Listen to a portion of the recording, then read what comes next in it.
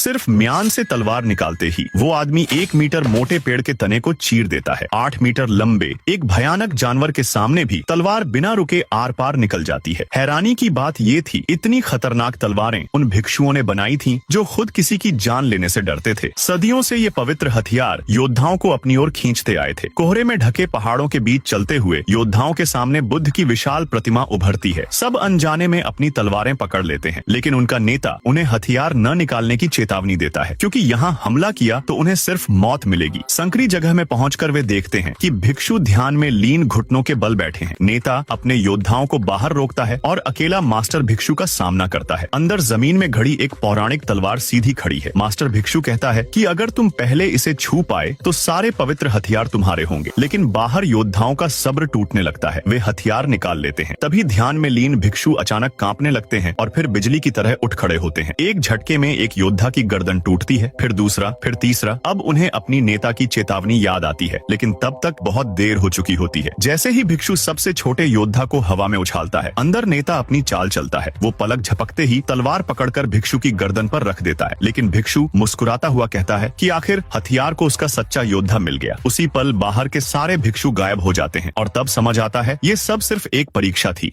एक औरत हाथ में हार्ट शेप डायमंड लेकर फोटो खिंचवा रही थी। डायमंड देखते ही पास खड़ी एक मेकअप आर्टिस्ट उसकी ओर अट्रैक्ट हो गई, लेकिन उसी पल गार्ड ने उसे तुरंत रोक दिया। उस औरत का नाम रूबिया था। वो ये डायमंड पार्टी में सबको दिखाने लाई थी, लेकिन उसे जरा भी अंदाजा नहीं था कि एक गैंग पहले से ही इस डायमंड को चुराने की प्लानिंग कर चुका है। जैसे ही रूबिया सबके सामने डायमंड दिखाने लगी, गैंग का एक मेंबर भीड़ को डिस्ट्रैक्ट करने आगे बढ़ा, लेकिन गार्ड्स तुरंत अलर्ट हो गए और उसे रोकने के लिए आगे आए। उसी वक्त एडविक नाम का एक आदमी भीड़ के सामने आया। उसने खुद को एक मैजिशियन बताया और दावा किया कि वो जादू से डायमंड को लॉक बॉक्स से बाहर निकाल सकता है। रूबिया ने उसकी बात को हल्के में लिया। उसे भरोसा था कि इतनी टाइट सिक्योरिटी में डायमंड चोरी होना नामुमकिन है। फिर भी उसने एडविक को ट्राई करने दिया। एडविक ने कई जादुई ट्रिक्स दिखाई, लेकिन बॉक्स नहीं खुला। अब रूबिया को पूरा यकीन हो गया कि डायमंड पूरी तरह सेफ है। तभी एडविक के हाथ के एक छोटे इशारे से वो बॉक्स खुल गया। रूबिया ने डायमंड उठाकर सबको दिखाया, लेकिन अगले ही पल डायमंड कई टुकड़ों में टूट गया। उसी समय असली डायमंड एडविक के हाथ में था। कोई समझ ही नहीं पाया कि उसने ये कैसे किया। तभी रूबिया को एहसास हुआ ये लोग डायमंड चुराने आए थे। उसने तुरंत गार्ड्स को उन्हें पकड़ने का आदेश दिया, लेकिन गार्ड्स के कुछ करने से पहले ही एडविक की टीम एक गार्ड को गिराकर वहां से भाग निकली। गार्ड्स ने उनका छत तक पीछा किया। वहां देखकर लगा कि वो हेलीकॉप्टर से भागने वाले हैं, लेकिन तेज रोशनी में सच्चाई सामने आ गई। वो सिर्फ हेलीकॉप्टर का एक पोस्टर था। तब तक एडविक और उसकी टीम रस्सियों के सहारे नीचे उतर चुकी थी और एक बोट पर पहुंच गई थी। इस तरह उनका मिशन सफल हो चुका था और इनाम में उन्हें खास और कीमती कार्ड्स मिले।